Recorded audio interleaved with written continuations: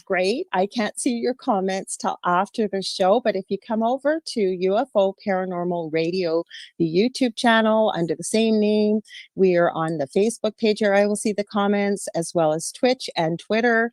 We'd love to have your comments. I'd like to make you part of the show. And if you're just joining us, like I say, welcome. If you've never been to my show before, I'll take my glasses off so I can see. My show, I say, interview people from all walks of life. So whatever they're doing extracurricularly or just for fun, but what they're doing is making a positive change for humanity in some way.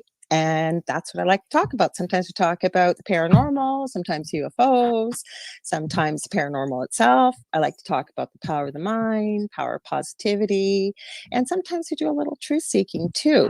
We are on YouTube. I forgot to tell my guests that, so we'll have to be careful what we talk about tonight, but we're going to get into some things here. And speaking of my guest, I guess I should introduce myself too. I'm a little off kilter here, guys. Sorry. I'll get into the rhythm. I'm a Canadian clairvoyant medium, crystal Reiki energy healer, Akashic Records practitioner, a spiritual teacher and mentor. And I also a registered nurse, and I like to say also a humanitarian activist and truth seeker too. Now, the guest that I have on this evening, I have been trying to have him on forever. Hey, Dave, welcome. That Dave Petrella has been on the show before, amazing astrologist. So I want to tell you a little bit about him. His name is Chris Matthew. He's the host and creator of Forbidden Knowledge News and the Forbidden Knowledge News Network. From an early age, he questioned the nature of reality, but remained asleep like many until 2012. I'll have to find out what happened in 2012. He graduated Full Sail University with a degree in digital media and was later an editor at his local television station for 2 years. In 2016, he started a Facebook page for Forbidden Knowledge News as a blog to share the information he was learning during his awakening. As the blog became more popular, he started a YouTube channel and wanted to bring his favorite researchers, authors, scientists, and experiencers on to share their knowledge and insights. This eventually became a talk show and podcast, which has featured some of the most brilliant and extraordinary people on the planet and has gained an amazing global audience. The Forbidden Knowledge Network is a podcast network that features creators, researchers, authors, and regular people just like himself and our mutual good friend Karen Holton, who's on his network, that want to bring knowledge, truth, and a greater understanding to every person incarnated at this critical time in human history. Welcome, Chris. Hello, Lorilei. Thank you so much for having me. I really appreciate it. Honored to be here. We've been trying to make this happen forever. So yes. I'm so glad that you're here. Yes, I'm glad we finally made it happen. It's great. I'm going to jump right in. And I didn't ask you this ahead of time, but it was one of the things I wanted to talk about, if you're comfortable with it. Anything goes. I figured you're like an I did a presentation last night that basically told my life story, so it's pretty much an open book wherever you. Do we have enough time for all that?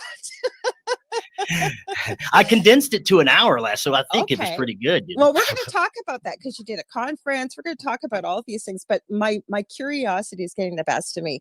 So what happened in 2012 that you were blissfully asleep, like most of the population in the world, and you had this awakening? What happened? I honestly don't know. I couldn't tell you, but I can tell you some of the circumstances surrounding it. Sure.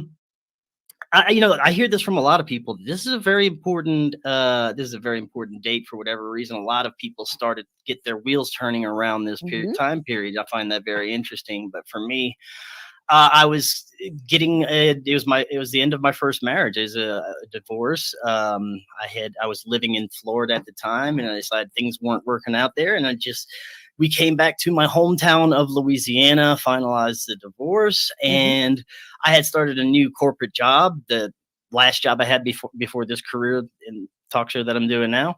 And I was kind of just bored at work, and things started turning in my head, and I started just watching YouTube videos, finding the weirdest conspiracy stuff, paranormal, metaphysical, just going down every rabbit hole I could. And then I started getting books, start reading amazing authors, doing as much research as I can, because I know that I had a deep down understanding that the world wasn't right from a young age, but I never wanted to explore why. And then around that time, it just started clicking in my brain. Yeah, there's something wrong, and I think I want to find out at this point that Okay. there's something internally that's innately bothering me about our existence. That I don't think that it's me that's the weird one. I think Mm-hmm. maybe the rest of the world might be a little crazy. Mm-hmm. So I just looked at every from spirituality to conspiracies to everything, and just started expanding my knowledge base and learning. And that's when I ultimately kind of started the show. I want to share what I was learning with everybody. You know what? Isn't that interesting, right? Because they call it going down the rabbit hole. And the thing is, I almost look at it like Pandora's box, because once you take that lid off, it's like the whole jigsaw puzzle comes flying out and all the pieces scatter. And it's like putting the pieces together, right? Because once you go down one rabbit hole, you find it starts to connect into another and then another and then another. Would you agree with that? 100%. And even more recently, over the past just year, I'd also say that to add to that, that all roads lead to spirituality or theology, Mhm. or the knowing of something besides and greater than yourself. And at least that's part of my journey. And Mhm. many that have started this kind of path into the unknown, that's where they end up being. And the ones that don't, know, a lot of people who are resistant to that, they're kind of stuck in the material world of just bad humans, making bad decisions, which that's definitely a part of it. But there's so Mhm. much more to it, that brought us to where we're at in humanity, that they don't want to take a look at much deeper aspect of it. And that's where a lot of people stop. And that's only the beginning, really, for me. It is only the beginning. I was just having this conversation with my partner Dell tonight, and he was talking to somebody from high school about because I'm in Canada, you're in the US, and I consider you guys our big brothers and sisters. Most of my friends are in the US. I mean, we're really inseparable. There's differences, but there's not a lot of difference. Well, maybe government wise and what have you. But he was having a conversation about the education system with somebody he went to high school with. And this person just was just like most people, was reading what the narrative was. And then he had said, "Why don't you come on my show? We'll have a discussion about this," because he's pretty wide awake. Like, I would say most of us are. And as our good friend Karen Holton will say, not woke, but awake. There's a big Right. difference, right? Yes, definitely. And that's just it. Now, I don't know what it is. I want to hear your thoughts on this, but I almost feel like people that know something's not right or something just doesn't feel right. Most of all of us have that ability to feel things like this. I agree with you that it all connects back to spirituality. We're not talking about religion here. We're talking about, I think, who we are really meant to be. And I think that people stop because it scares them. Because I find the people that have been red pilled, I didn't go through this personally, but I know so many that did. They just go into a deep depression, almost a grieving, that they say, "Oh my God, my whole life's been a lie." Do you think that maybe that's the reason what's stopping people from going any I think further? so. I think, this is a lot to take in, and so much has happened just since 2020 as far as information coming out, Mhm. that I can't imagine that if I just started looking at this stuff in 2020, how it would make me feel as a person, knowing that almost everything in my life was a lie. And I Mhm. rapidly have to figure this out because all of this is unfolding right in front of my Yeah. face. And we're going through this huge major global event collectively. You're going Mhm. to have to figure some stuff out quickly. And if you don't, I imagine it could be terrifying. I imagine that a lot of people are in a place right now where they don't know what to do. And Mhm. it's like their whole world, everything that they thought once was, is just, it's shattering. Their paradigms are shattering and falling apart right in front of them.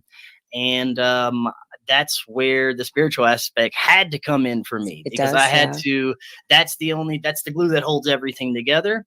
And when you look at it from some of these most terrifying, horrible, black, just scary things that are going on around us, when you look at it from a spiritual lens, it makes it easier to digest and easier to come up with solutions, at least for yourself. And that's the way I've been navigating through it, especially recently.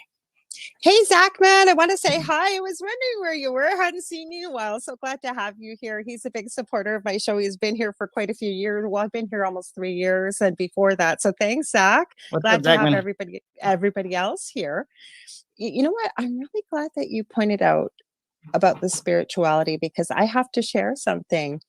I've been being sent recently that our government is going through and is going to supposedly with a certain bill. There's so many going through that they're going to cancel any pensions or any disability payments or anything like that. And myself, as well as my youngest son, I'm going to give him a shout out. Happy birthday, Jesse. He'll hear this later. It's his 24th birthday. He's my son that has severe autism. Oh, happy And birthday. I'll let him know you said. He'll be thrilled. And that affects a big part of our income. And the first place I went to was fear. But I consider myself to be very clairaudient, so I can hear spirit. And I heard them say, take a breath, look for yourself, always look for yourself. Just don't trust what people send you. Take a look or what people tell you. And then the other thing that I kept hearing was every time you've jumped, the net always appears. And that's really what spirituality is, and realizing, right, that we're just having a human experience. We go on forever. I'd love to hear Yes. your thoughts, how spirituality has worked for yourself with all of this, because some things are pretty scary. Yeah, well, it's pretty incredible, the series of events that kind of led me down this path. Whenever I first started this show, I was not spiritual at all. I came from a Catholic family, but I did not practice, and I was, kind of terrified of the stuff myself growing up from, everything that I've been through going through Catholic schools. Eventually said, Mom and Dad, take me out of this crap. I can't do this. So Me eventually too. I made myself go to a public school because I hated the religious systems. And then it was, I'm doing this show. I had started doing this show in about 2016, 2017. And this, it's so quickly the series of events that got me to where like I am spiritually now. It's pretty insane because it's only been like about 2 years here. It was 2020, and it was right after the COVID stuff, and I was covering COVID left and right on my show. I was, I was going into some deep darkness, and I was going through some dark personal stuff at the same time too. So I was trying to meditate at the time unsuccessfully, because of plenty of reasons. That childhood dogma we were just talking about, one of them, big block for me. I was afraid I was going to get abducted by a demon or something. Just something stupid. So I couldn't go as deep as I wanted to in the meditation aspect. But after a very bad breakup from someone that I eventually had to get a restraining order over, it drove me to really try that meditation again. And one day it was successful. I went so deep. It was so peaceful. But I also connected with something else that, at the time I had no understanding. I thought I was talking to aliens, baby. I don't know. It was it was pretty incredible. I'm sure, if anybody follows me, they've heard this story. If you heard my presentation at my conference just now, you heard this story, but I'll make it as compact and brief as possible because it's kind of long. But I was able to meditate successfully. I made contact with something spiritual in my consciousness, and I have a knowing that beyond anything that it wasn't me. The communication was psychic and instantaneous and beautiful. And before I could even finish asking this entity's questions, it would have the answer for me, and it was just the most wonderful. I even told it, I wish I could talk to everybody like this. This is the most efficient and easy form of communication ever, and I was so excited about it. And this kind of contact experience, this first experience, lasted a few hours one night, and the meditation session just turned into me walking around my house talking to this. I didn't know what it was at the time. It was, I know it now. It's one of my spirit guides. I knew it. I knew it. Yeah. Now I know it was one of my spirit guides, but, that lasted a few hours, and I wanted, after that, I was like, what the hell happened last night? I had to recreate it. I actually did a few days of these meditation sessions contacting what I know is my spirit guides. And he told me to call him Laird because there's no way I'd pronounce what his real name was, because Right. Laird was like my cousin's name and I liked it. So I called him Laird.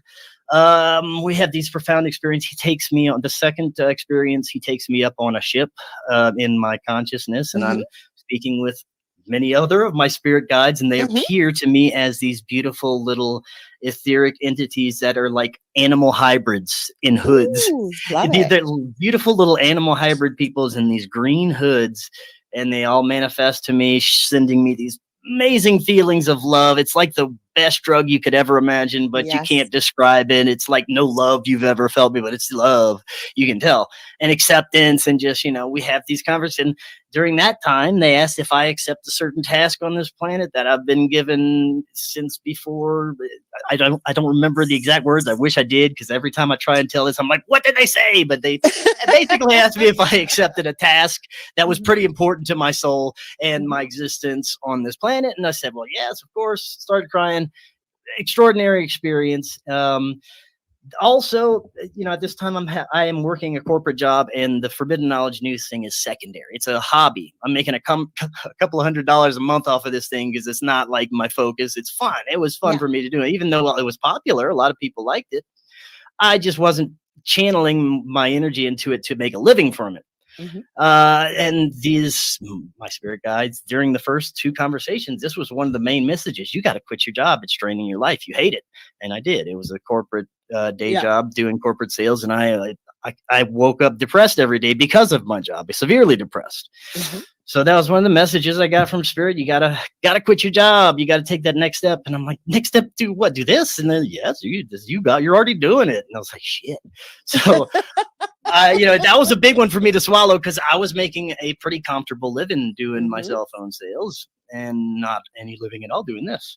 Right. Well, eventually time goes by, and it's amazing how things come together when you listen to spirit. You listen to those messages from the universe. Yeah. It was a big series of events where my business partner, Corey, he moves in with me because we're like, we're going to save money. We need to get this business going. You hate your job. I need to make money off of this. I'm invested in this. Let's do this. So yeah, let's do it. So I'm at the time, and I'm in Louisiana. He moves in with me, and we get things going. We get some plans going. And the first plan is we got to get out of Louisiana because I hate it there. I was the most low. I was not feeling it there. It wasn't for me. It's low density for me. I needed somewhere else. And he talked about out west in Colorado, and it just kind of resonated with me. Somewhere out west would sound really nice. So we do it. What I did is I took out all my life savings from my job and said, F you. And it was just a leap of faith. We had nothing, I didn't have much. Jump the net exactly. That's what exactly.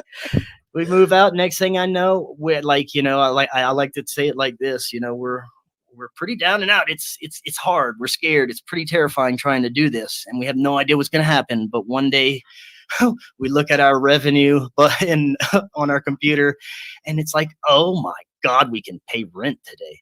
And then a few months later, oh my God, we can not only pay rent, we can buy food and eat. And it just kept getting better and better. And one of the other main messages that I got from spirit to start implementing for my own therapeutic purposes and to get rid of past trauma is psilocybin and vision quest with mushrooms, basically. Which I started a heavy regimen of, and they also told me this will get you immediate connection to us as well. We'll be there with you the whole time, and you're going to learn a lot about yourself. You need to, because therapy is BS. So well, it's traditional, at least therapy, that you're so I do it, man. I actually start growing them because I'm in Denver and it's okay. It's cool there.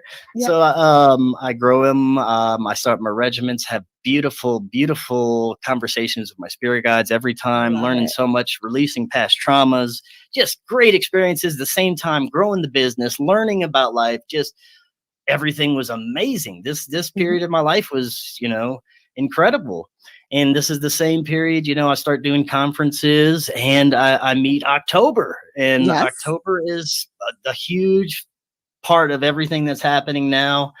And whenever you want to get to it, there's an incredible event that happened with October and I the other night that I had to add as the final culmination of my presentation, because this experience was the most profound, not only contact experience, but incredible experience I mean, I didn't believe it, but it happened. That's the only way I can put it. And it was, I was basically taken to a different dimension, if you want to hear about it. I do, because what I want to add to this, I get people messaging me all day long, as I'm sure you do. When we're in this business, you meet people from all over the world, and somebody will say, okay, I had something really weird happen. You're going to think I'm crazy, but I need to tell somebody. And I always say, try me. Yeah. Because everything you're saying there, I can't disagree with at all. Your guides weren't wrong. Even being a nurse, you look into the research and using, now again, you've developed that trust. You're an intelligent guy. I wouldn't suggest everybody do this unless without research. But they are proving that going back to using things like LSD and mushrooms and Well, drugs like this. they made sure, no, this is my personal journey with this. I would never suggest anyone Mhm. else doing that with, their own spiritual journey. This is the way I No, was. no, but I'm going to support you with this, Chris, Right, right. because research is showing exactly what you have said. Something that may take years and years and years of therapy, which if some people works for, I won't knock it, but you can get so much done. Say in a clinical setting is what I was going to say. They're going back to these drugs and being able to relieve trauma and healing. Something again that would take years of therapy can be accomplished in possibly one or two, you know, settings, I guess, or visits, if you will. So Right. that's what I'm saying. I'm supporting you with this. Like, absolutely everything you're telling me. I'm getting goosebumps the whole time I'm talking to you. That's usually my sign from spirit. It's not cold in here. But Yeah. yes, I love this. So please, yeah, let's hear about this. We can talk about anything. I love conversations like this. Yeah, it's just so incredible what happened, and it just happened last week. So this Ooh, is a brand new thing, and you're going to be the first show that I'm telling this well, story thank on you. besides my own. Mhm, So yeah, thank you for letting me tell it. All right. So like I said, I'm doing a mushroom regimen, and mhm, I don't grow them anymore actually, but I do. I know people who do, so mhm, I'm able to cultivate a few doses, mhm. and I'm going through my vision quest, having beautiful experiences, and during the past, it was probably about almost a month ago, I had gotten my last regimen and started my new kind of series of quests. Okay. Before that, it had been about maybe 5 or 6 months before I'd done any mushrooms. So this is a brand new series of kind of therapeutic quests that I'm doing. Okay. And October has expressed to me she's never done mushrooms, never done drugs, she's never done Right. anything, and she would like to try them because Mhm. she knows how the success I've had and the spiritual Mhm. connections that I've had. Yeah. And during these new experiences, I felt more of a connection to what I call God, source, Mhm. than I've ever felt before. And the profound conversations I was having, sometimes I'd feel like I was having these conversations directly with source. Like, sometimes I know it was my guides, but something else would come through, I some so believe you. powerful I and so believe you. beautiful, Mhm. and I don't know what it was, but it was just it was, uh, and so I'm connecting with this, and I'm having these experiences. And so one day, October and I are free, and I said, "All right, you ready to try this?" I consider myself a psychonaut. I'm an expert at psychedelics. I've taken them since I was a teenager, although back Mhm. then I was doing it as a party thing. But Yeah. I've used them as a spiritual tool for a long time, and Mhm. I've taken very large hero doses. So Mhm. I know how to navigate my Yeah. way through those realms. And I was going to kind of guide her through her experience. So she wanted to have an experience. So I give her not a heroic dose, but enough to feel the mushrooms. For me, at least, I would have definitely. So we both take our dose, and about an hour, maybe an hour and a half goes by, and I'm like, all right, they're working. And I look over, and she's watching her TV program, just looking bored as ever. And she's like, I'm sleepy. I'm like, you don't feel anything yet? She's like, no. I'm like, oh, okay. Like this is new, you know. I've very rarely met anybody who's like not immune to them. So I was like, do you want to try more? I mean, you know, they're non-toxic, so you can take as, you know, theoretically as much as you want. She's like, yeah, why not? So I gave her double. And this is like, Dennis McKenna would have been proud of how much she took. And she doesn't feel a thing. Like Really? she's like, I'm kind of tired. But she does say, I mean, I noticed this about her. She was like extra confident and like laser focused. It's like she took Adderall or I don't laser, and she said she felt a connection to her guides immediately. Like there was no, she was able to get in touch with the spirit very easily. And I found it fascinating. I'm like, you know, this is very interesting. Well, I guess I won't be guiding you through anything tonight. You know, I was a little disappointed, but I was just really interested. Like, what's going on here? You know? Yeah. So it's a few hours go by. She's just watching her TV shows. She's sipping on some wine, you know, like nothing. Yeah. And I'm like out of my gourd, like, oh my God. So we start to do some therapy for me, some work on some stuff. You know, I'm like, I still have past traumas. I don't know what happened. You know, there's things that are blocked for me. We actually worked to a point where we figured out, like she was walking me through. She's very gifted, intuitive psychic. If you don't know, she was walking me through my memories, kind of walking me there, getting me to where I needed to be. And we got there. And I mean, it was so profound. Like I could taste the ocean water that I was out on the boat on. Like it was amazing. And she found a source of my trauma as a childhood family friend, and interestingly enough, a high-level Masonic priest. And I didn't find that out till the next day when I researched this guy. He's dead now. Okay. He died a few years ago, but she said that apparently he's still attached to me in the afterlife in a spirit form. Wow. Yeah, I saw him and got rid of him. She was able to expel that. But here's the thing. Apparently it pissed off another attachment that I had really bad. So I had multiple. And I didn't know it. I had no idea I had spiritual attachments. None of us do. Yeah, even October didn't know until we started doing this vision quest together, you know. All right, so I thought everything was good, and I thought I was going to have a perfect, wonderful experience with her after this. I did feel this amazing weight lifted. Then she's talking to me. Just a regular conversation. All of a sudden, what she's saying is getting darker and more disturbing and more like evil. And she looks at me and she says, my ship crash landed on this planet a long time ago, and I found you and I fell in love with you, and now I'm keeping you, and you can stay with me forever. Right. And as she was saying that, something took over my perception. It took over my perception, and she shapeshifted into a reptilian right in front of my face. The most horrifying demonic reptilian presence. And I was like, wow.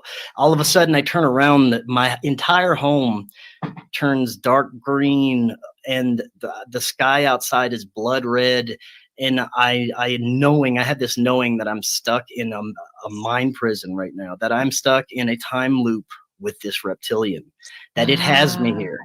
And I'm going everywhere I go in my house. It's all just a different dimension. Like it's my house, but it's dark. It's green.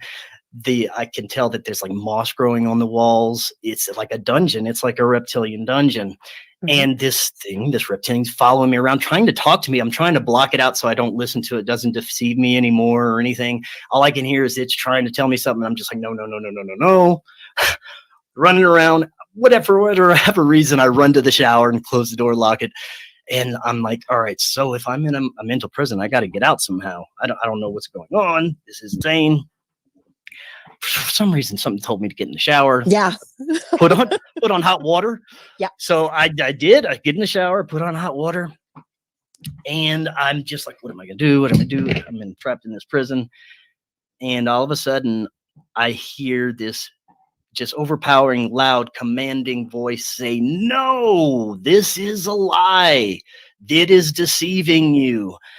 And at the same time I hear this voice commanding, I puke up this black, like, I've never seen anything like it. And it went down the drain, this black goo, horrible. Remind me to tell you about Dell, because we have been through this personally ourselves. Go ahead, so I will tell you about that. Horrible stuff. And at the same time I puked this up, the lights in the bathroom actually turn into bright, beautiful white. Like even October sees it from outside the bathroom. Like, and I'm puking up this black stuff, and I feel them. I feel my guides. I feel something even more powerful. They're just beautiful love, and the room is glowing and pulsing, and it's so beautiful. And I'm looking out the shot like, oh my God, I feel amazing. I feel like 3 million pounds has been lifted off of me, and I'm still kind of spitting out black stuff here and there. And it's like, October, get in here. And she's like, I know. While all that was happening, she knew she saw the attachment. She knew what I was going through. And she said in her mind, she grabbed it and threw it through a portal and got rid of it. Wow. And she said right when she did that in her mind, that's when I started, wow. And I heard the commanding voice. I mean, I don't know. That was the most profound experience of my life.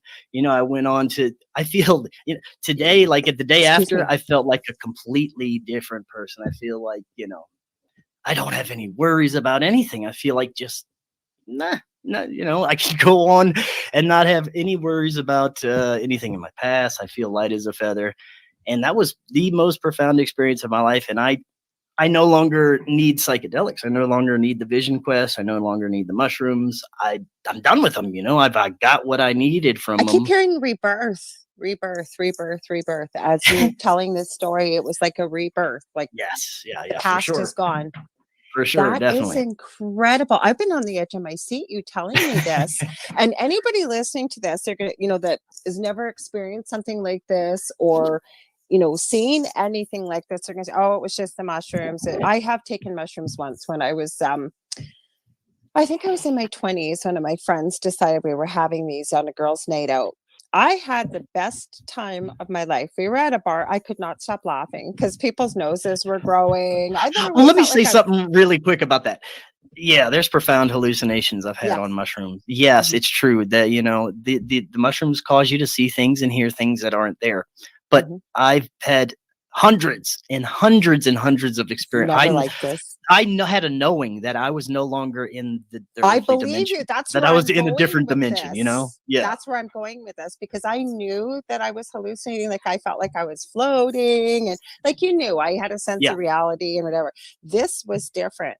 This was different. Now, when you said about this black stuff, that's where you got me, because part of our story, and it's featured actually on TV, that part, they kind of ran things together and spliced bits and pieces of a 6-hour interview together. So I'm not being ungrateful. I'm very grateful that our story was shared on Paranormal Survivor. But the last part, and people find this terrifying, this did happen in my old home. And one of us stayed awake all night long to watch the other 3 sleep because of this. But Dell, very quickly, I'll tell you this. And the reason why, because it's very interesting, is black. Because I hadn't slept in about 6 days. And Dell had put a camera in our laundry room because that was the most active part of the house. And apparently I was sitting in there. I don't remember. And that's the only time this happened. And I was sitting there, and he said he was watching me from the camera, and my arms were moving up and down like a marionette. And I was standing up, and I was talking to something in the corner, and I was laughing. And I wasn't on mushrooms. I wasn't on anything. I just hadn't slept, right? And then he came in the room, and he was really firm with me. Laura, get the F out of here right now. And I don't get angry. Like, very rarely do I get angry.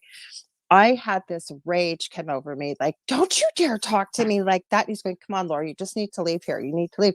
As I stepped out of the room, he said to me, I said, don't talk to me like that. He goes, Laura, that was the 3rd time I tried to get you out of there. And so I was like, oh my God, what the heck was going on here? So I'm laying in the bed beside him.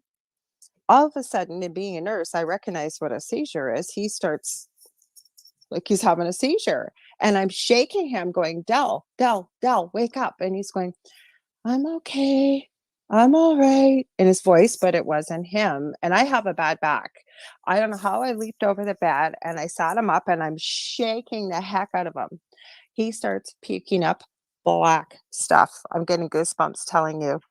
And all of a sudden, he knew what was going on. He describes it now. It felt like his ribs were breaking. He was choking. And I swear to God, to you, the nurse and me, because I took pictures of everything. I was going to take a picture of this stuff, and then I thought, no, that'll be a little too personal. So I never did. But it's very interesting that you mentioned black. It's kind of like ectoplasm. I like wish I would have spit it somewhere on the ground because it went right down the drain. No, but it's weird. Like I've never really seen, as nurses, you see a lot like of I used to smoke cigarettes and I would cough up some nasty stuff. I've never seen anything like this. This was jet black. So I believe you. That's my whole point of sharing this whole story. Yeah, that's is if you incredible. haven't been, because you'll hear people maybe hear this story and say, "Oh, it was the mushrooms." No, like the difference. You've For been sure. there before. So Mhm. isn't that interesting now that you say you don't have a worry in the world now? You feel a lot lighter. What do you think that all was? I Like, what think do you think? I think that attachment has been with me for as long as I can remember, for whatever Mhm, reason. It makes me think that if that family friend was involved in some type of dark ritualism and I was mhm, involved with it, that it could be an answer to that. But I am going to start doing more research into those people that I grew up around because I had no mhm, idea what they were involved in. And mhm. I just do a little bit of tad research the next day, and I find out that he's a grandmaster mason, and he's involved with a lot of other dark things, and a very powerful man in my What hometown. degree? Do you know what degree he Well, was? 33 or beyond. Oh, okay. Yeah. Yeah, Then you yeah, know what he was involved in. yeah. Because you hear so many people say, right, well, so and so I know is a Mason. They don't get, no, you Right, right, have right, to right, be right. 33 and a third Oh, and he's a very higher. powerful man. Yeah, Mhm. I do know that. Wow, that is an incredible story, Chris. Incredible. Like you had me on the edge of my seat. Like I was just like, oh my God, oh my God. And when you said water, because I kept thinking water, water. Now you didn't actually get in the shower though, right? You just turned on the No, water. I was in the shower. I was letting it Okay, flow good. over Yeah, me. because Yeah, the water would cleanse it, right? yeah, Like it would yeah. just cleanse I it was right letting it down. flow over me. Yeah. Interesting. Because you guys, okay, so now I got another question for you because I know you in October. So you had some activity in your home. Have you found the activity's been a little quieter since that happened too? Yeah, it's been very peaceful. Although Mm. we neither one of us think that there was anything malevolent in this home. In fact, October has a new understanding that this home is a doorway of some sorts. Mhm, And it's like a transient kind of. We have a transient addict. She believes that mhm. the spirits kind of just passing in and out, Oh, and yeah. nobody sticks around. They just kind of go through, and that's why we hear the footsteps at night. So it's very interesting. My old home, I believe there was a portal there, at least one, and we did have people come and try and clear it. But the interesting thing is, right, even though you shut the door and you locked it, it almost seemed like this was something you had to do. You had to clear the final piece of the puzzle to sever that tie, right? Even though you said October was outside the door and she was able to assist you, but Yes. that was something you had to go through. Does that sound kind of like Course, yeah, what happened?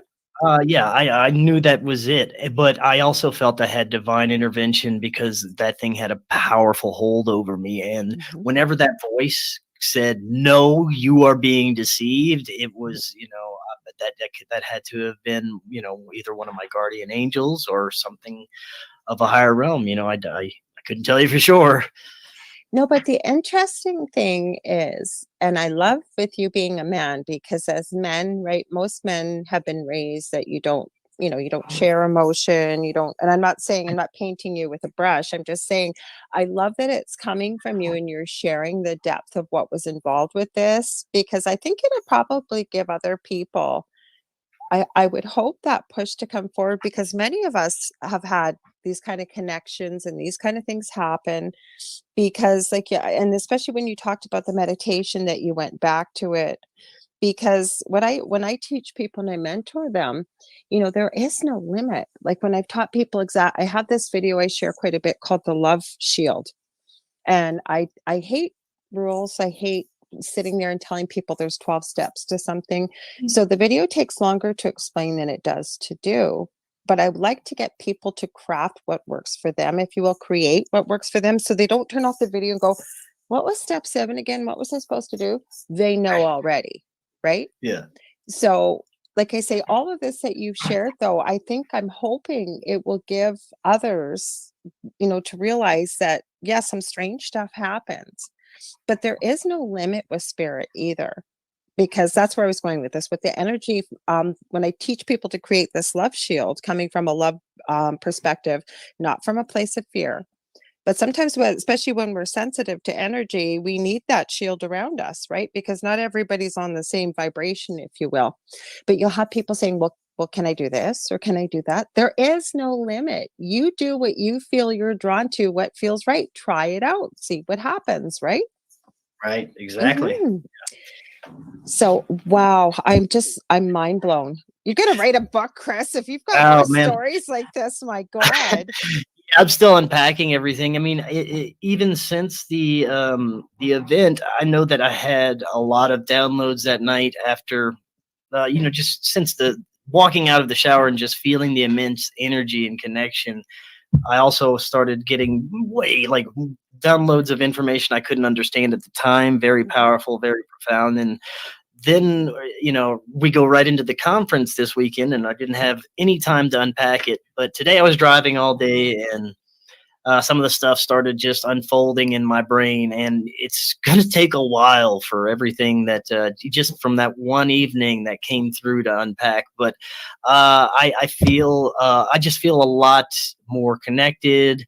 I feel a lot more confident, and I feel that there's a sense of just I guess kind of like divine protection for those that are in the space of looking for this type of connection. I just had a thought. Do you wonder, maybe with October being as intuitive as she is, that it was almost like she knew intuitively that you were going to need her that night, so Could that have she been. couldn't have gone to that same space as you, because she wouldn't have been able to assist you with the way that you, because you really needed Right, her, right. right? Yes, for Hmm. sure. Didn't think about it that way, but that's a great possibility. Well, I know October too. She's Yeah. been on this show and I know how intuitive she is. And I'm just wondering, because you're right. I don't think I've met too many people. Like, don't get me wrong, because I think it's a good point to point out with anything with anybody, that just because it works on one individual one way, and that's, I'm not, no, not pointing a finger at you, but what I'm saying is you were very careful, right? Because like you said, she doesn't take drugs or anything, but we all Sure. have different bodies and different You know, makeups and everything. So what affects somebody one way may not affect them the other. But I almost feel like this was intuitive on her part, like I she forgot knew. to mention something that that's a big part of this. Whenever I was perplexed over why she wasn't feeling the effects, Hmm. and I was for a huge, dose, and still nothing. So I'm just like, what's going on? And I start to notice things about me. I'm paying close attention to see if there's anything different. Hmm. I noticed she has the music on. She's playing some classical music, and she noticed this too. But she was just like, "Meh." She heard the music would change according to her emotions. Now, there was this one point where, for whatever Wow. reason, pop music came on, and she Right. said, "Why is this pop music on? Put it back on classical." And boom, it listened. It just went straight back to classical music, and the music would go along with her emotion all night. It would change. It would get louder. It would get softer, as well as the lights. I don't know what this is. The lights would dim and go brighter and go softer according to our conversations during the night. It was pretty crazy, some of the things that were Well, happening. when you think about it, though, right? And I was talking about Michelle DeRoche, who was on last week with some of this. We are very telekinetic as human beings. We're capable of so much more than we've been told that it isn't possible, but it is possible. And I believe it all starts with the mind and the mindset. And then when you bring in, even if people want to break it down to science, right? Everything's energy. The energy can't be created nor destroyed, but it may transfer from one place to another. And once I think human beings learn about energy, connection with spirit, with our spirit guides, I always say, whether people believe in them or not, and angels, guess what? They believe in you, and they've been with you since before you incarnated into this lifetime. They'll be there to help assist you back home, as I call it. And when people want to get to know them better, it's interesting. You don't have to, but most people, I suggest, if they want to know, to have that conversation by saying, I want to know you better. I give you permission, because I've always been taught, and I believe with my connection with spirit, that they respect that we have free will. But I'd love to hear your thoughts on that. No, I think that you're absolutely right. Hmm. I think that they are a part of us. They're a part of our development on this in this realm. Part of us to realize who and what we are. And you said, I think you said it perfectly. Going home. This is Hmm. part of what I was unpacking in the car today, and it just Interesting. yes, and something just came to me about source that Hmm. in a way, it seems that it may have just fractured itself into infinite pieces at one point during our history, and now it wants to get back home, and those pieces are us. And the ones that are realizing and maybe waking up and coming online are trying to get back to home. It's Hmm. just a thought I had in the car earlier, so I think it's very fascinating that you brought that up as well. But yeah, I think that this is it's all about self-realization, and these angels, the beings of light, your spirit guides, their purpose is to help us get back home, to help us get that spark going. For whatever reason, I wanted to have a spiritual experience. I wanted to know, and I went chasing that experience. And thank God they were the ones that showed up and steered me in the right direction, and not anything else. But I definitely agree that if if your intention's right and you're looking in the right direction, you can get in touch with them, and they'll guide you. You take that first step, they'll take it the second step for you, and apply that net like you were saying earlier. Well, I almost, from what Spirit's shown me, is that, we set up this plan to incarnate into this lifetime, whatever that may be, but we'll use now, right now, for say you and I. And we have things that we want to learn or experience when we come here. So we've made these connections, these agreements, if you will, with our guides, with angels, with various people that we run into in our lives. And it's crazy when you start thinking about all the concentric circles that need to meet to make it all happen. But we also have the choice to screw it all up. But the way I've looked at it is, and we've all met people like this where their life never goes right. Everything they touch, everything they do, everything goes to shit. It just does. But it's the way Spirit shown it to me. And again, this is just my experience, is life is kind of like going paddling, in a canoe. And when we're fighting where we're supposed to go, or what we're meant to do in life, it's like paddling up current, if you will. But even if we stop and we breathe, right, eventually the canoe is going to turn, if you will. But the more that we kind of navigate towards, I believe, what we've set out, whatever our goal may be here, even if it's meant to experience what fun in lifetime is. I've met somebody that I believe that is their goal, to experience what life is all about: joy, fun, happiness, parties, whatever it may be, right? I completely agree. This is an experience, of a personal experience for you, or Hmm. whatever we are as spirits, to learn and grow as those spiritual beings, and it's infinite. And I think that maybe if we don't want to come back here to this realm and do something here, maybe there's even other realms that we could I believe choose there to is. The one to thing that incarnate. was a big question for me, and I still have a hard time wrapping my mind around it, but I'm assured that this can happen. Okay, so we're in the year 2022 right now. Okay, so we go on forever. This lifetime, what, 80, 100 years, if we're lucky living here that long, right? It's like a blip in eternity. So the next lifetime we decide to come back, who knows where it could be? But I always thought, do we go forward in time or could we go back in time? Now that's a little scary. Can you imagine if you decide to come back well before the dinosaurs or before there was anything? But it goes either way, right? There's no time or space on the other side. I wouldn't think so. Mhm.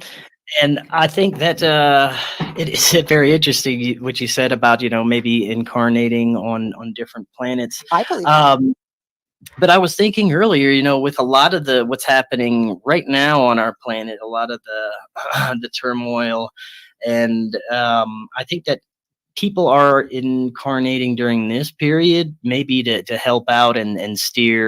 steer a certain direction. And I think a big part of that is the collective that is waking up and realizing everything that's been wrong with the world and everything that we've done wrong as humans and everything that we've been lied to, that part of the collective that is waking up and coming online is all part of that. And we're kind of being steered to the direction of going back to source and realize that what's happening now with this, it's sad to say that the priest class of our modern society is keeping us from being who we are.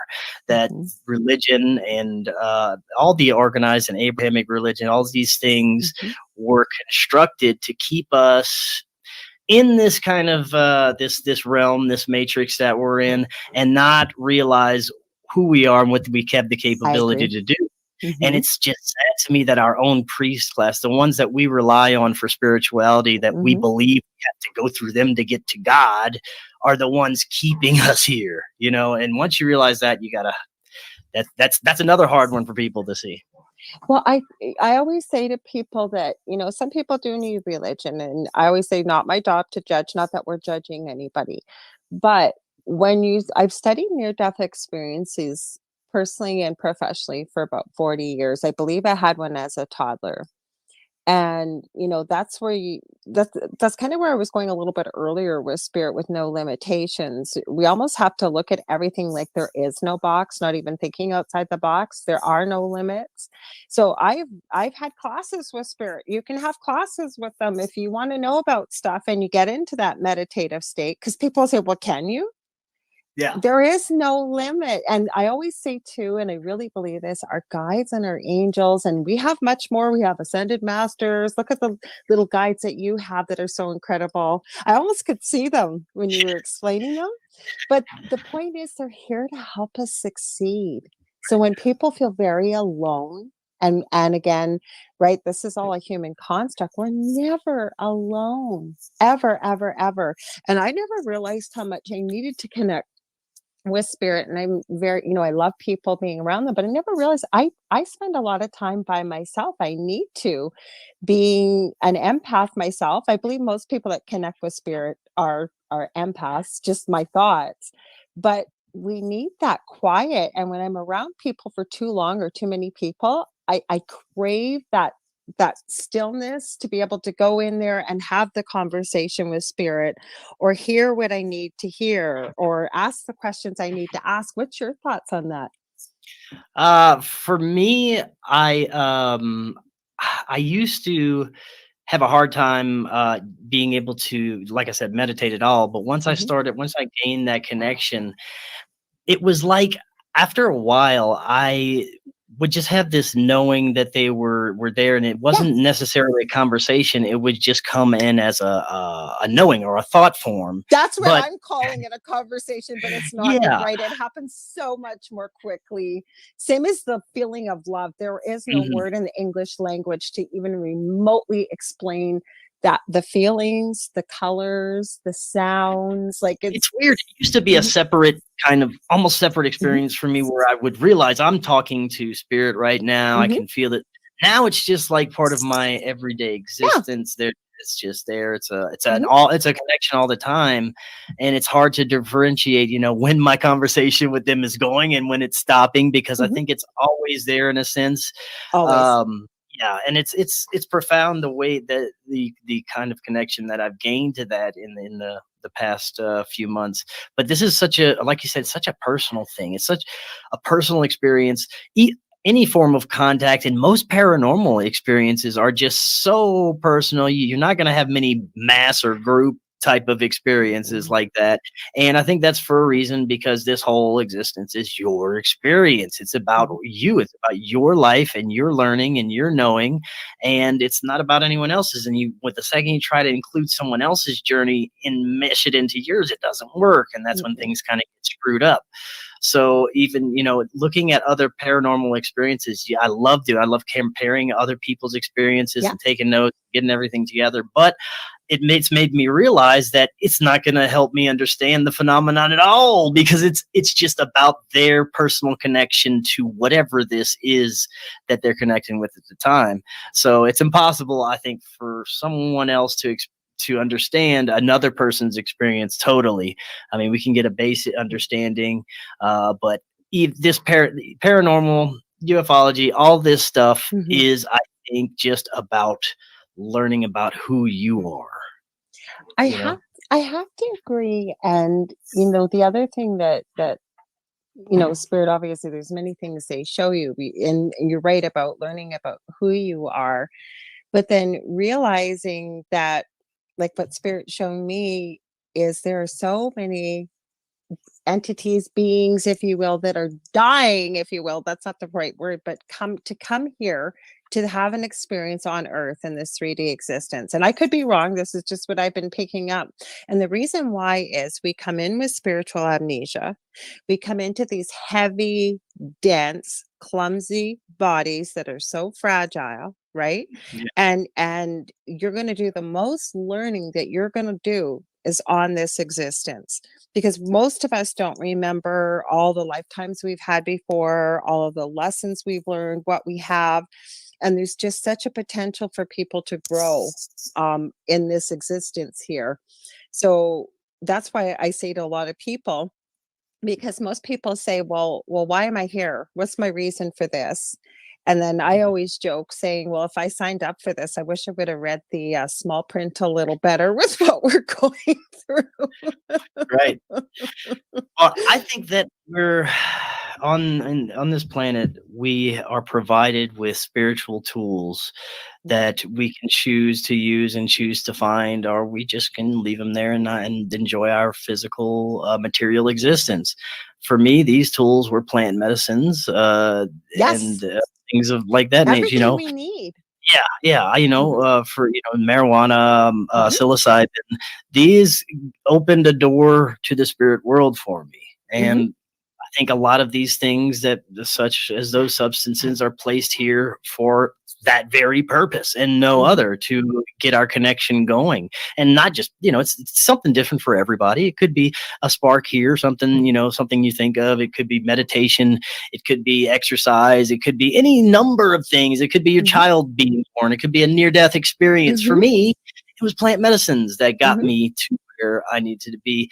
But they're tools. I mean, there are things here for people to grasp onto, to get that understanding of what the nature of reality really is. And I think that those tools have been demonized. Of course, drugs are bad. The Hmm. war on drugs and things of that nature. Yes. Pharmaceuticals are fucking bad. They're awful. These chemical drugs are bad. Don't take them. But plant medicines are something different. I don't think they're meant to be used to party on, or to do it, have the good time. They're meant as experiential spiritual tools to strengthen your connection to source and who you really are, and navigate through this kind of game of life that we're in, you know. Well, I was just having this conversation recently. Excuse me. And I always say I come from a big pharma background, but if I can find anything natural, do a lot of research into homeopathy, naturopathy, plant medicine. And when you start to think about it, you start to look at it, we've been provided with everything that we need right in nature from around the world. And we really have, like, that's just some of the tools you're talking about, even some of the medications that we use, that when you look back, like, they had versions of it hundreds of years ago, but they went to the actual source of it. It was the real thing. So Yeah. it's an interesting existence. And then when you really think about it, we live in this dual reality here, right? Night and day, hot and cold, light and dark. So let's investigate this a little bit. What do you think about the people that have a bad trip, if you will? Because there are people that do. So what's your thoughts? Or say ayahuasca. Well, I've heard some interesting stories that were very dangerous, actually, for some people. course, yeah. I've had bad trips. Hmm. Although majority of them have been not bad. But what for me, my understanding of that is these plant medicines, they reach the deepest, darkest area of your psyche and your subconscious, that you don't want to look at, and it pulls it and shows it to you in whatever Oh, way it can. interesting. Hmm. And that's the way it worked for me.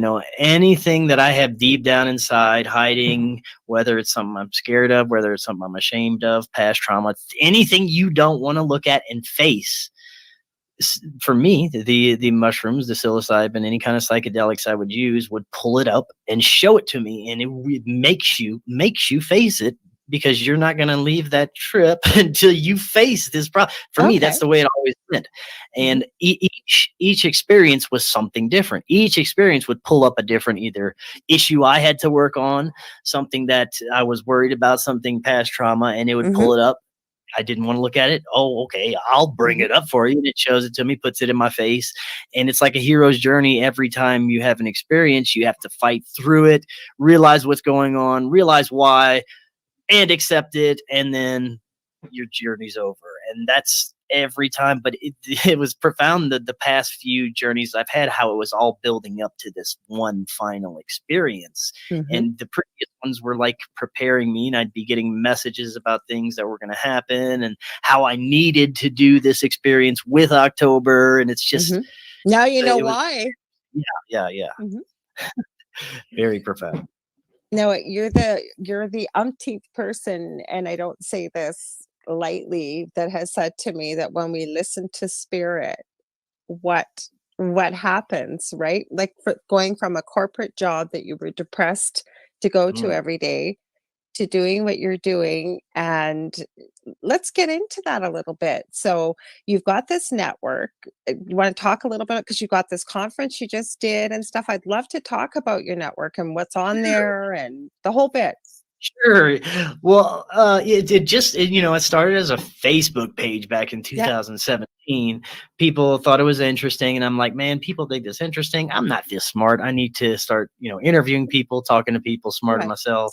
So I start that, and that started as a YouTube channel. I had no idea about podcasting. I really didn't know what the hell podcasting was. I hear you. And my friend Charlie Robinson, who I've had on the show, he's like, you need to turn this into a podcast. That's where the money's going. And at the same time, censorship, it started ramping up on YouTube, and they demonetized me. So I'm like, well, I got to do something if I want to make any money off of this stuff. So he gets me in touch with Corey, who does podcasting. We form our business partnership, start the podcast, and it starts doing well. It starts taking off, and it just started off as the podcast, the YouTube channel. And then we decide, after I cover my first UFO conference, I get a little spark in me. I'm like, let's do our own conference. This was fun. This was great, but something different. It was the era that COVID just started. Everybody's starting to move stuff online. Let's do an online conference. So we did our first annual Forbidden Knowledge News Con. It was very successful. I mean, I was surprised how successful it was. People enjoyed it. And that's when we just decided to start kind of branching out and doing more shows. Corey starts doing his own shows, and it was just so much. Not only that was it fun, and it was a passion of mine and his, but it was amazing meeting the people that we're meeting, and the connections, and bringing the information together. And I meet my good friend Ryder Lee, who starts doing his own show, and just the most amazing podcasters and talk show hosts out there. And we just have the idea, let's do a website to bring all these podcasts together that are in our community, and feature them, and, bring them up, we'll come up all together. So we start the Forbidden Knowledge Network, and there's a couple of shows that we, formed from our own, that we formed by ourselves. And there's a few shows that other people had before that they wanted to join onto the network.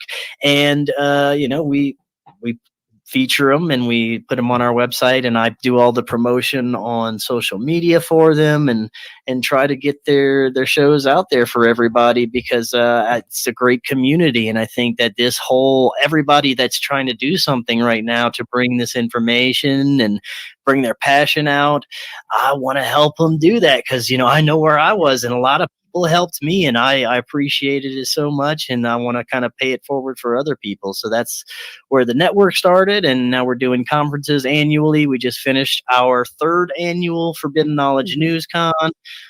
Those are online. If you go to our Rockfin membership, that's rokfin.com. That's where we do our premium membership only stuff, and it's great. Rockfin is amazing. it's a network. It's like YouTube, but it features all kinds of amazing creators on there, and you get all their premium content and all their free content and all mine, and it's all $10. So you can't beat that. You get a whole bunch of subscription stuff for free. Rockfin's wonderful, and the guys on there are decentralized and censorship free, so they're fighting against the machine, and it's a great way to kind of get your information and not have to worry about being pulled off of there. So we got on Rockfin. Thank you to Charlie and Sam Tripoli for that. Oh, And Sam. Yeah. yeah, Sam. And that's basically where we are now. We're, I do my shows. I do about 5 or 6 shows a week, and Corey has his shows, and we'll hopefully be doing another conference upcoming next year. I love it, because I forgot to mention, I'm glad you reminded me, we have a membership with this channel, UFO Paranormal Radio, on YouTube. And for a very nominal fee, I need to throw that in there. If there's extra content, there's shows that would be censored otherwise. I know I think I put 3 behind the membership wall, because otherwise you guys can't find them unless you're talking to me and I've sent you the link or whatever. But there's all kinds of stuff we have, I believe, between syndicated hosts and live regular hosts. I think we have between 40 and 50 hosts. So there's something for everybody. There's lots for free too, but make sure to check it out. The membership numbers will be under the YouTube channel, or not numbers, how to connect with the membership under there. I forgot to add, I usually mention that at the beginning of the show. I was a little discombobulated at the beginning there. So, well, that is amazing that, what you've built up. And again, Spirit told you. But that, let's go there a little bit with this, because how many people out there wake up exactly how you felt? Like, oh my God, I gotta go to work. Oh, I hate this job. I don't want to do it, but I got bills to pay. It pays, pays well enough. I'm just going to keep doing it. Because with working in palliative care, and I've said this so many times over the years, being on air and off air, every single person that I had, from the poorest of the poor to very, very wealthy people that were terminally ill, not one person said, geez, I wish I had made more money. Geez, I wish I had kept at that job that I really hated because it padded my wallet or whatever it was. It was always things like, I wish I told the people around me how much I love them every single day, how much they mean to me, how amazing they are. That I hadn't put my dreams on the back burner, that when I retire, we're going to take this dream vacation, or once I lose this 30 pounds and I'll be happy, whatever it was really understanding the deeper meanings of life. And I'd love to hear your thoughts on all that. Like, oh man, whenever I first quit my job and started doing this and was, just making enough to get by, I actually went through a period of feeling bad for not being a normal working schlo anymore. I was the programming goes deep, you're programmed to be taught that you're nothing. You're part of the machine. That's all you're here for. Feed the machine, and maybe we'll throw you some scraps at the end of the day, and you can go look at Kim Kardashian's ass at night. Yeah. So that's it. They want us to think that that's the culmination of our reality. And I was kind of sunk in that for a long time. And not only was I depressed about going to a corporate job, but I was deceitful. I was manipulative. I was in sales. I was selling stuff to people that I know couldn't afford it. And that was weighing on me, knowing that I had to go, just be an ass all day to people. And it was cell phone sales. So I'm surrounded by electromagnetic frequencies on top of that, and Wi-Fi, and we're selling televisions, all kinds of just electronics, and we're selling cable service. So I'm not only bombarded with my own disgusting behavior as a salesman, but the frequencies that are surrounding me every day, and everybody's nasty attitude about, life in general when they go into a cell phone store. Well, plus it's kind of survival skills, really. Yeah. The survival skills, rather than, I would never look on you or anybody else with the job that they did and say you were a horrible person. I mean, you had to do what you had to do to survive. Horrible. Like, that was just draining, Because you knew deep down that there had to be something else, just like I think most people do. Like, I know when the movie The Matrix came out, I didn't get it. Like, how many years ago, I was like, this is kind of an odd, weird movie. I love Keanu Reeves, so I'd watch it. And it was really, special effects and stuff. But now, holy cow, like what they were trying to tell us. They were trying to tell us. Like, I still haven't quite figured out all that's with the fourth one yet, but I think they were trying to tell us. And I, I don't know if all humanity is ever going to wake up. Like I was just, again, Dell and I have these deep conversations, as I'm sure you and October do too, as well, knowing what you do. Because I've been saying that I will be careful navigating, because we're on YouTube here, but I know you'll be able to navigate it with me with this conversation. But I think that everybody's going to get red pilled, whether they want to be or not. That is coming, and very soon. I'd love to hear your thoughts.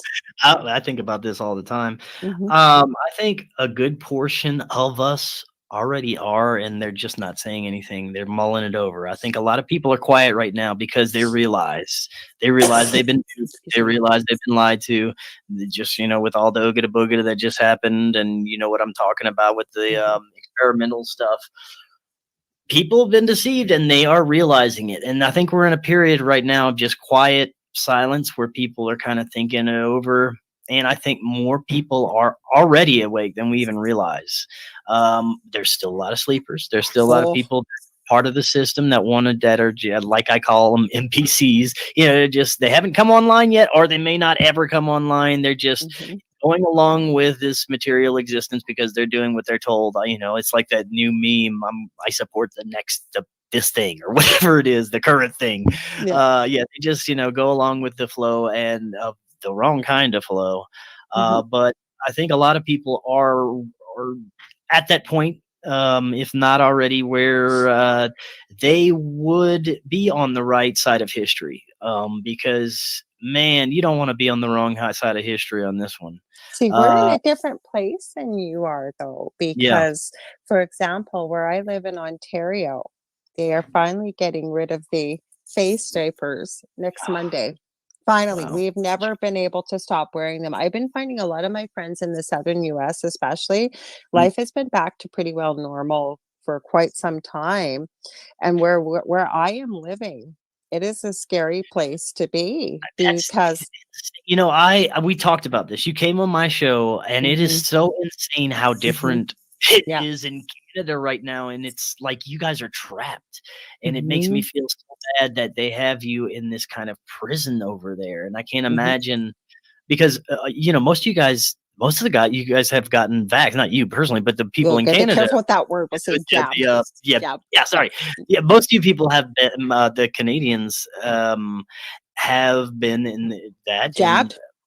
and so it's very interesting to see the difference in, the I don't thought think process. quite as many as the numbers that they're putting out there. Now, this is something I feel comfortable saying this as a woman, is I am seeing that the majority of those that have not only bought the Kool-Aid, drank it, but are completely immersed in it and have become the Kool-Aid are women. Women, late 20s to around my age. Well, I'll be 57 in August, but especially 40 plus, like it's women. You see the comments, and they will be the people that will be buying this hook, line, and sinker, thinking that the government is your friend, the government is here to look after you, and I can see what's going to happen because my city, I live right smack dab in the middle of Canada. So I don't live way up north, but I live in a city called Thunder Bay, and it's about 6 hours north of Minneapolis, Minnesota, about 35 minutes away from the US border. So you have to come through my city. I know I said this on your show, but for our listeners, if you're coming from Western Canada to the east or vice versa, or you want to go down to Southern Ontario, but you're not going to go through the state, you have to go around. So you come through my city. My city is not a word of a lie. I would say probably a good 70% are still asleep. Still asleep. It is crazy, the stuff we are seeing. So that's my whole point. Like, what do you do? Do you pick up and run? Like, what do you do? Well, I think that I think that those of us that not only are in the know, but like we talked about, there's a sense of spiritual armor that people have to have right now. Yes. Um, and I think that those people in a way are, I don't want to say protected, but they have they can be, they have a sense of knowing, and they have the knowledge of things that other people don't, and this knowledge is more powerful than anything.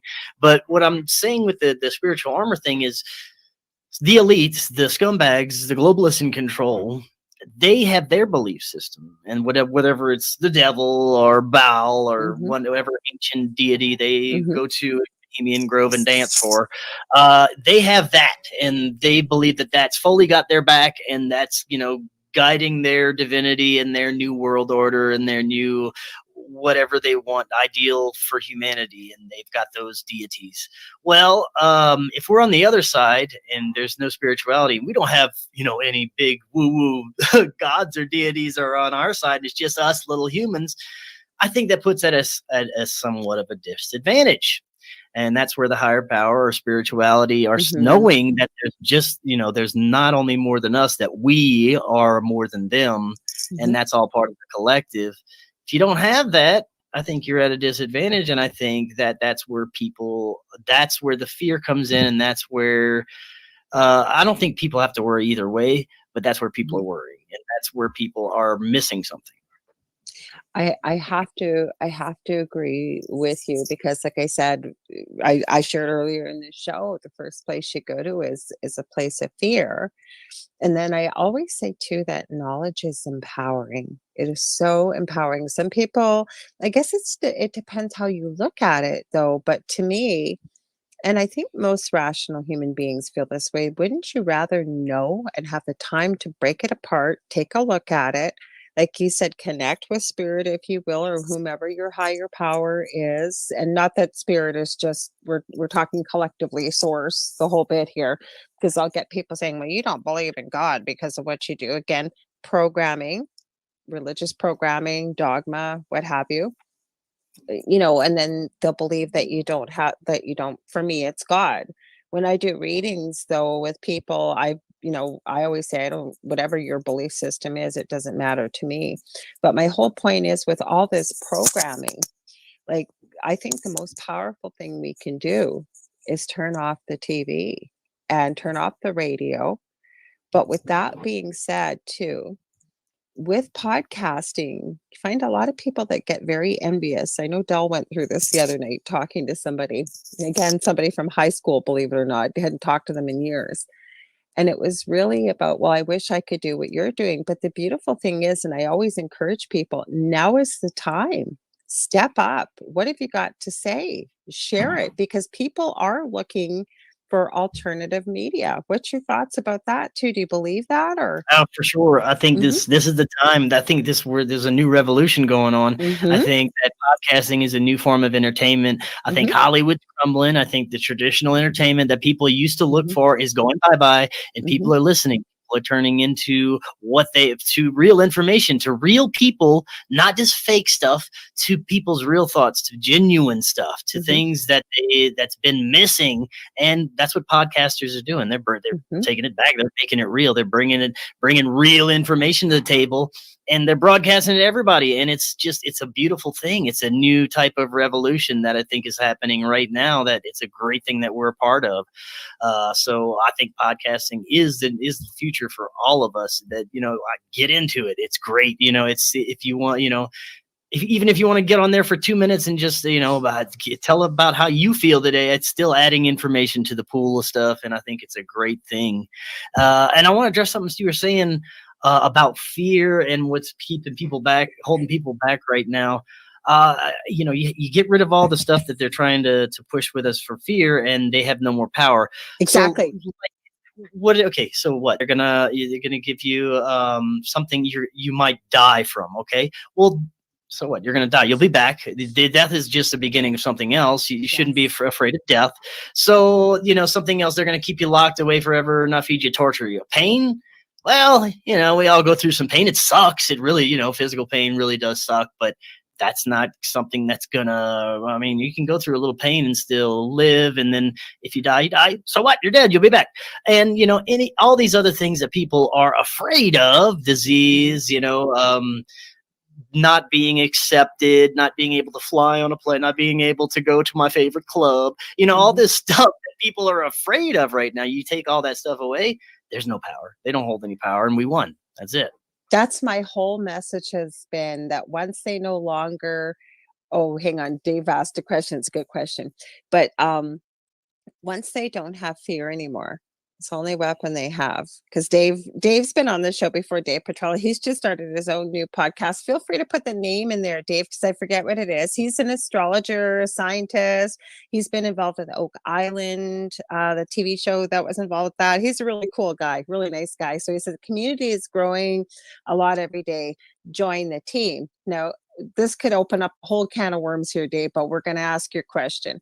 What's going on with the gas prices, guys? Well, I think we know what's going on with the gas prices, but we could certainly talk about it. What's your take on it, Chris? With being careful what we're saying on this, because like I said, normally I put it just on my channel, but we're on the network channel tonight too. So. Just like everything else, food shortage. It's just trying to drive up consumer fear. It's trying to keep us in this state that we have to worry about.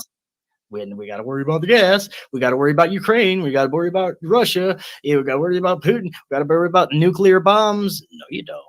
Look, I honestly, in my heart of hearts, I think that nuclear war is the last thing we ever have to worry about right now. They're not gonna destroy their resources, which is us. You know, they're not gonna destroy their batteries or the land. They want to control us. They want to have us here. They may try to depopulate a little bit, but they're not gonna destroy the whole planet for a nuclear war. And that's one of the biggest things they're keeping people in fear with this whole new agenda. But what about ET? If we go down this strange road, okay, now people, you're going to think I'm nuts, but you can look this up. You can look up anything we've talked about tonight. I always tell people, take a look for yourself. You don't have to believe us. But there are instances around the world where there have been UFOs and things all around nuclear power plants, and the whole thing shuts down. You've heard about that, haven't you, Chris? Yeah, I was just talking to somebody about this the other day.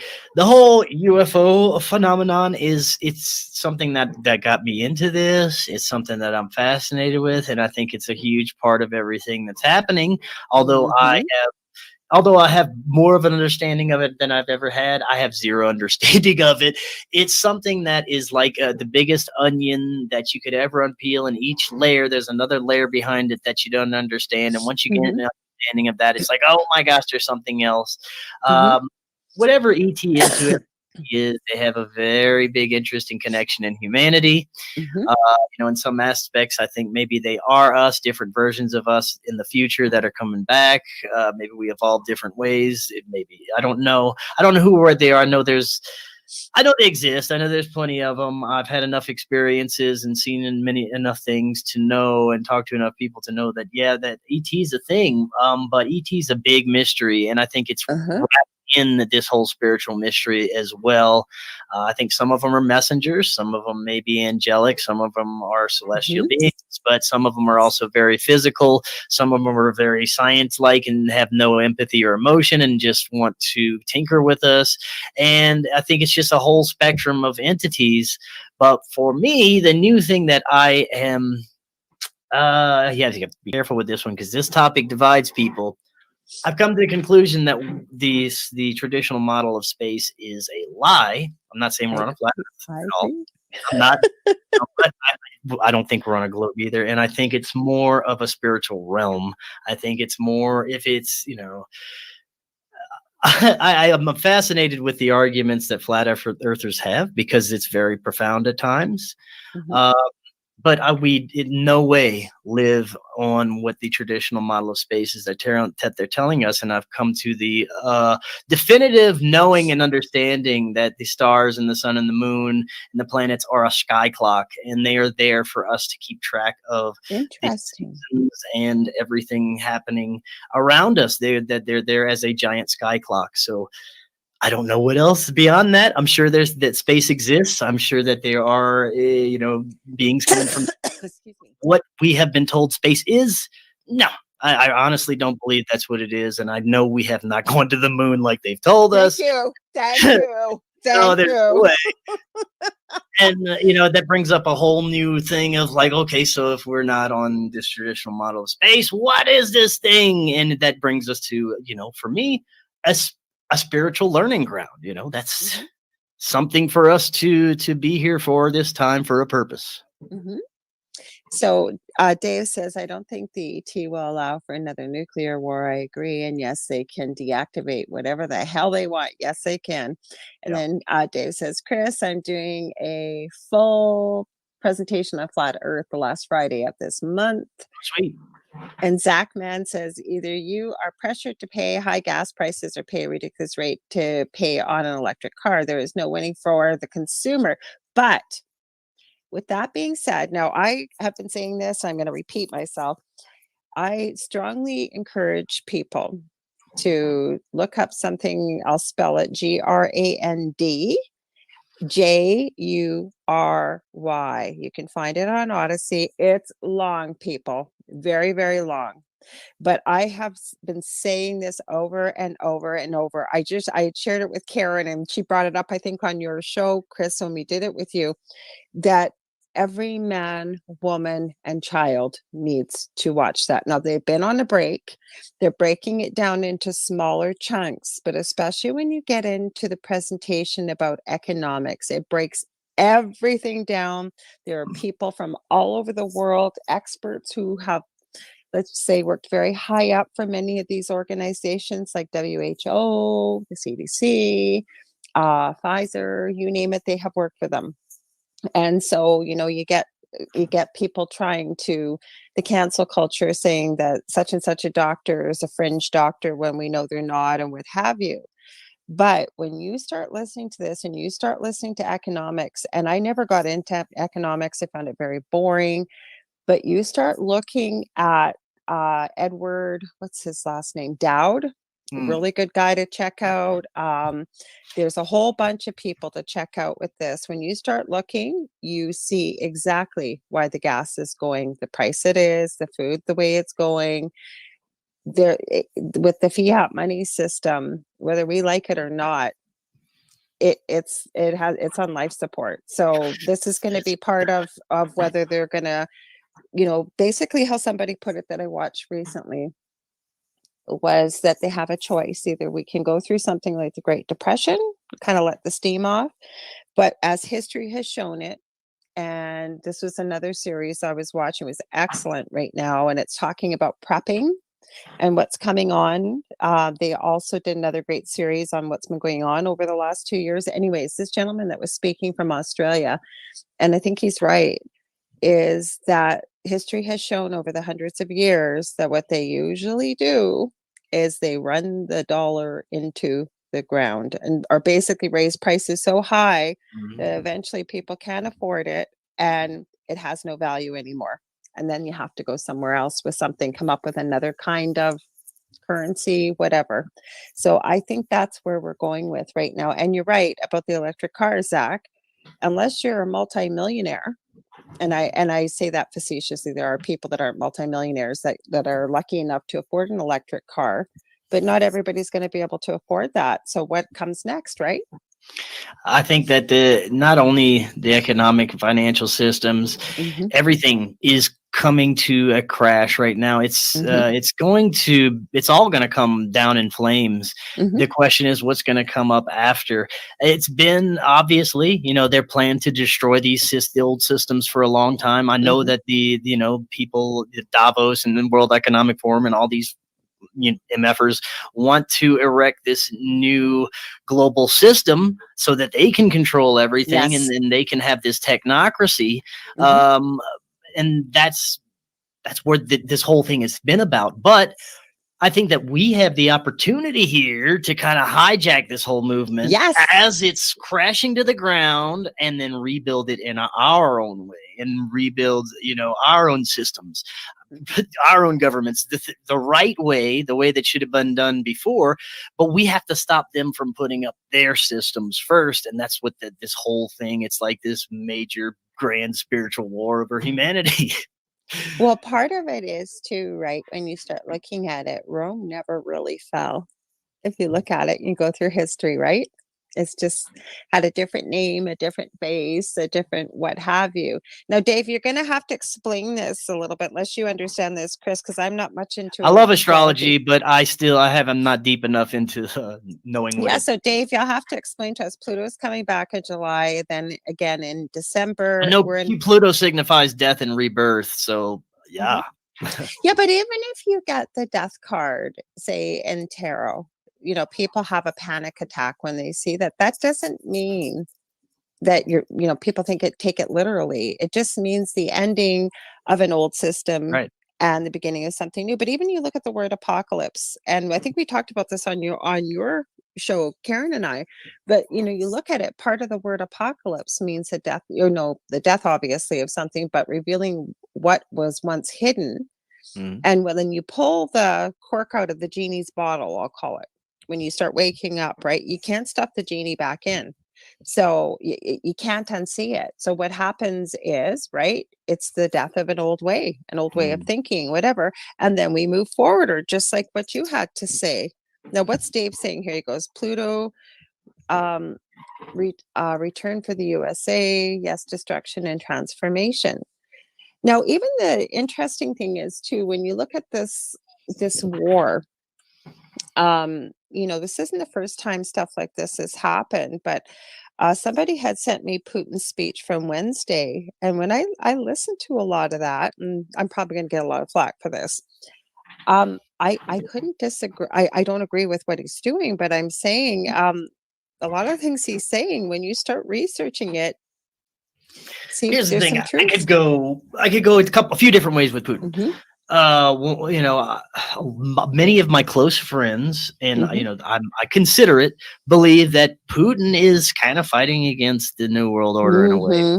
They Hmm. believe he's going in and taking out some of these bioweapons plants in Ukraine, and he just doesn't want that shit near him. And he doesn't Hmm. want, of course, who would want them to be part of NATO and these shady organizations. He doesn't Hmm. want them to be uh, coming in and trying to take over their systems. He kicked the Rothschilds out, for Christ's Hmm. sake. So that is, probably a likely scenario. And I'm not going to say it's definite, but there's the other aspect. He's probably one of the richest men in the world. He's got extreme power.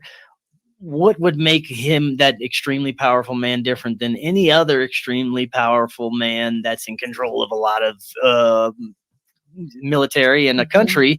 Um, and he's former KGB. I'm sure this Hmm. this man has killed many people.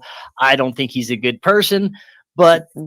I'm not going to claim to know what is exactly going on. I know it's nothing of what they're going to tell you in the news, and if they tell Yeah. you to support Ukraine, you don't support Ukraine. Hmm. So, that's the way it is. That's the way it's been traditionally in our That's the history. sad part, though, right? With war, it's always the innocent people. Yes. It's never the people that decide to go to war that are actually in the war. It's innocent people. And if I had my way, there would be no war. But again, I think if we've seen, if anything, especially over the last 2 years, and I think you hit the nail on the head. If you're told to do something by the media, or told that it's being censored or hidden, you Yeah. might want to take a look, Yeah, because for there's a sure. reason why. Because this is what I'm finding with a lot of people that are having a hard time believing this, is they're saying, well, who would want to do that? Or why would they do that? And then when you try and explain, you can't even explain it to people, because it's like you got to discover it for yourself. Or like Yes. Del was saying tonight, it's got to happen in your own bubble, Mhm. unfortunately, before you get that kick to the butt, if you will, that was, holy cow, like what the heck is going on here? Would you agree, or what's your thoughts on Yeah, that, you have to Chris? go through it yourself. You can't tell anybody what's going on and have Mm-mm. them understand it. They have to go through do their own research and do their own Hmm. understanding. I had to, and I'm sure it's the same way with everyone else. I still, there's many things that I have a zero understanding of what's going on, as far as, with the reset and all this Hmm. nonsense that's happening. But I think that if that we trusting of our gut feelings is very important with all of this stuff. Hmm. If you have something that you're told and some doesn't sit right with you, do that research. And that's the problem with 90% of the people right now, is they're not doing any research. It's just doing what people are telling them. They're doing what the media is telling them, doing what Mm-hmm. the telling them, like they've always done, and that there's no growth there and there's no truth or knowledge there, and they're going to be stuck. And unfortunately, that's what's happened with the sleepers. You're right, because I said once everybody does get red pill, they're going to go, what? What? How did this happen? Why did I not know? But it's been going on for a long time. But I was just thinking about this. I lost my train of thought there for a sec about there was something you had said a few minutes ago. It'll come back to me as I'm talking. I know it will. Um, but I think it's important, like you said, you don't have to, you know what, do your own research and take a look. Like, it's interesting how you said with your awakening. I was expecting some big major thing that had happened, but I think maybe what part of it was, and you can correct me if I'm wrong, Chris, is you were open-minded. Like you said, you were kind of in that space always. The dots aren't connecting, and for whatever reason, maybe energetically, because 2012 was pretty significant, you know? I think, getting divorced from my first marriage and my high school sweetheart kind of Mhm, charged something emotionally in me that got me looking at things in a different way. And I was just in that space where I wanted more than just a mhm. material existence, and I needed to find out more. And since I was a kid, I've always loved aliens and paranormal and all Yeah. that stuff. And I remember being a kid, very young, thinking this very thought, you know what? I think I'm going to be around whenever there's an apocalypse or some weird global I did event. a speech in 6th grade at a Uh, Catholic school on, Revelations. I remember my dad helping me with this. I was when she was on here, and I was talking to her about this, and she found that so funny. Like, she goes, "You must have known, like, way back then." And I think about this, I everybody in my class was freaked out, my teacher was freaked out. Like, I must have been a pretty weird kid, I guess, to wanna I was, do, yeah. but still, like, and you said yourself, you knew yourself that this was happening, and every one of us is here for a reason. That's where I was going to go with this. Was I think part of this about putting, like you said, the armor of spirituality, or some people call it the armor of God, whatever it is. But I think that vibrationally, that what it's happening is we're meeting, if you will, our people that are on the same vibrational level. And Right. again, having this conversation with Dell today, I said, I can't tell anybody. I told you so. And he goes, it's going to break my heart to tell people. I said, I can't tell them that. And I think, I don't know what your thoughts. You think maybe, like, some of the things you've talked about, you were prepared for before you had the actual event.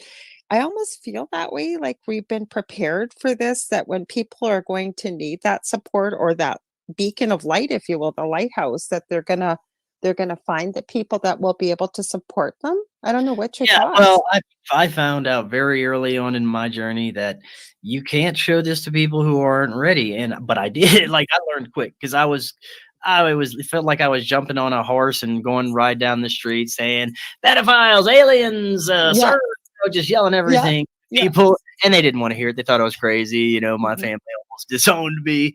Yeah, So, I what the approach I took after that is fine. I'm going to do my show. I'm going to just speak it into my microphone, and yeah, whoever wants to listen, if they want to come and listen, they can listen.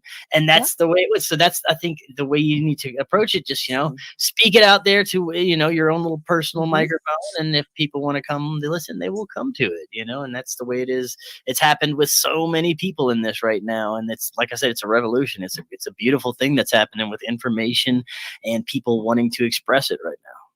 Yeah, and I think that like-minded people are finding like-minded people, and then for those that are, say, awakening a little later than sooner, or than late, a little sooner, you know what I mean? That they're awakening later than sooner, I'll say. That they're finding shows like yourself or mine. Like, I have met so many amazing people that, found a show, and you start talking, and then you connect. Or some of my favorite groups that I have are messenger chats, where there's people from all over the world, because actually, Joe Montaldo, I should give him a shout out, the owner of United Public Radio Network here. He's in New Orleans, Louisiana, and thank him for the spot to be able to do my show. We had this chat one night after my show, and we said that it's almost like you have to go to a different country to find out what's going on in your country news-wise, as well as I will add to that, talking to somebody within that country. That's how you find out things, what's going on. What's your thoughts? For sure, 100%. Oh man, I was just thinking about that. How, especially right now, with the level of propaganda and everything are shown. Ukraine, perfect example. I mean, they're showing the most ridiculous. They're showing scenes out of movies over there to get us all worked up. They're showing fake stuff. They're showing chicks in bikinis walking around with guns. They're showing fake like explosions from movies, literally. I know. Movie sets and fake. It's like, if we're really in a war zone there, why do you have to show us this fake shit? Couldn't you just go outside and turn the camera to an explosion or a war zone? There's been explosions, but you know what? I think explosions are bioweapon plants, and I think this is very precise, the attacks they're doing. I don't think they're going around willy-nilly blowing up Ukrainians. I think that all the bullshit they're showing in the media is to get you to that emotional response. Oh my God, you save Ukraine? No, you're an idiot. They're lying to you like they always do. And it's, you know, anything I've learned, anything you've seen on the mainstream media, it's a stage, it's a set. I mean, look at the Biden presidency, for God's sake. I don't even know if that dude's real half the time when they're putting him on there.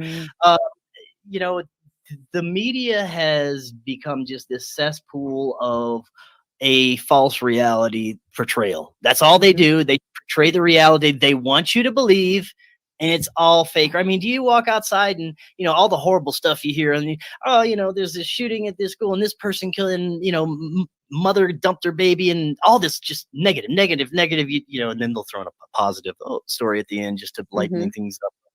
Do you walk out in the street every day and you see this horrible stuff all around you every day? I mean, people killing each other and just like, no, they cherry pick the most awful things to show you, and it's probably a lot of it's probably fakery and lies, you know, because I've come to know that it's all a theater. Not all of it, a lot of it is. But it's all to get elicit an emotional response, to keep you in a certain place, to keep you in line and along with the agendas, and that's all it is. So turn the news off, people. Turn off that damn TV is all I gotta say. Well, the other thing too that I'm finding is people think it's over. It's done. It's like, it's done. It's done. We're longest 2 years of your life, not even close. People are gonna have a new way.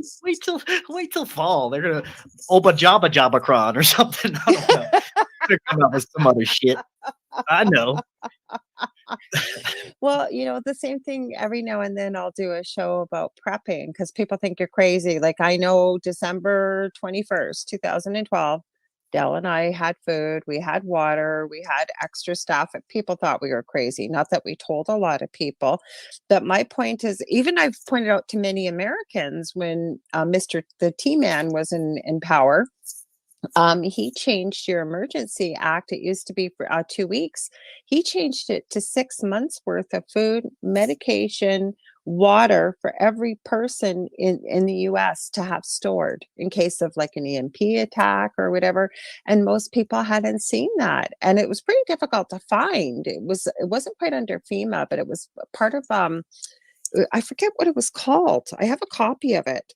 But he changed that. Like, that should have been mainstream media for people to know that. But my whole point is, it's not going to hurt you. It's not going to go bad. You get some extra, you know, dried food, you know, I'm talking about going to, you know, like the MREs and stuff. I guess you could do that. But we're talking legumes, rice, canned goods, whatever, right? Get some extra water. It doesn't hurt, because a lot of us, look what happened in Texas, like they didn't expect that to happen with the power grid to go down.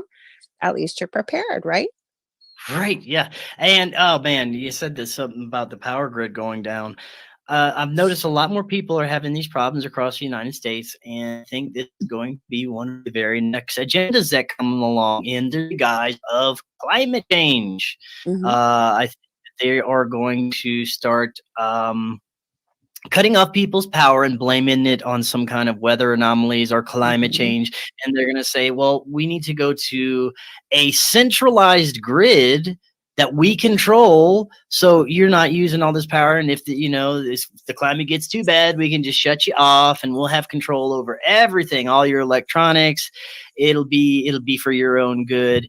And, because of climate change, the world, it's just all BS. Climate has changed since the world has been here. If we go through cyclical changes on this planet, and there's nothing that's going to stop it.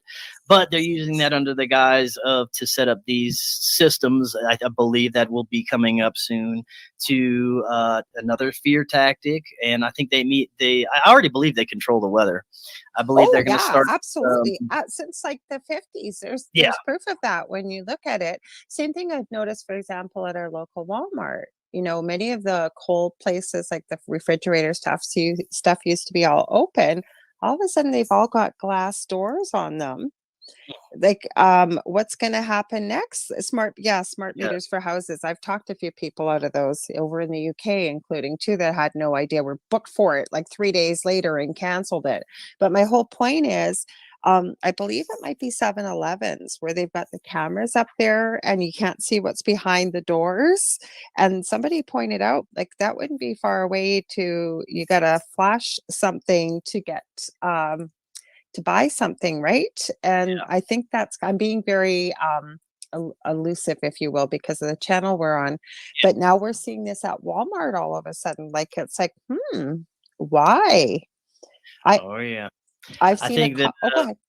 No, I was just gonna say that I think that they're gearing up for another big grand deception on a level that we couldn't understand, such as, like, you were just saying they control the weather. I believe they control the weather. I believe that they can also maybe cause cataclysms like earthquakes or trigger a volcano. And I think that's something else that we may have to worry about them, saying, oh, it's a natural event because of climate change, but they did it to perpetuate some new agendas or something.